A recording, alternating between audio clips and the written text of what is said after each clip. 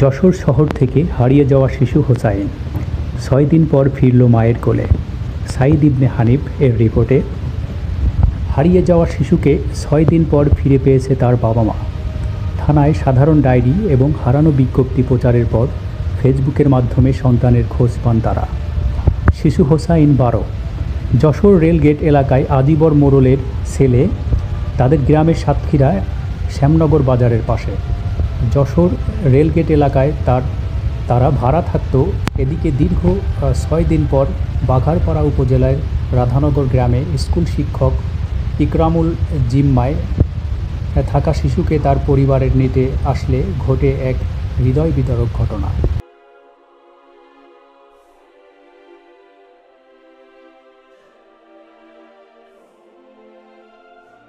এতদিন একমাত্র সন্তানের বিচ্ছেদ যেন বাবা মায়ের বুকের ভেতর যে কষ্টের দাগ কেটেছিল, প্রিয় সন্তানকে কাছে পেয়ে বুক ফাটা কান্না আর চোখের অশ্রুতে সেই দাগ যেন মুছে গেল।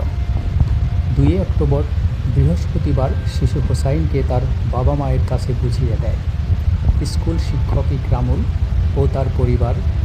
এ সময় উপস্থিত ছিলেন বাসুয়ারি ইউনিয়ন 6 নং ওয়ার্ড ইউপি সদস্য হাফেজ মোহাম্মদ আনিসুর রহমান বিপ্লব, 7 নং ওয়ার্ড ইউপি সদস্য মোহাম্মদ জিল্লুর রহমান, বাগডাঙ্গা মাধ্যমিক বিদ্যালয়ের সহকারী প্রধান শিক্ষক মোহাম্মদ সুমন হোসাইন প্রমুখ।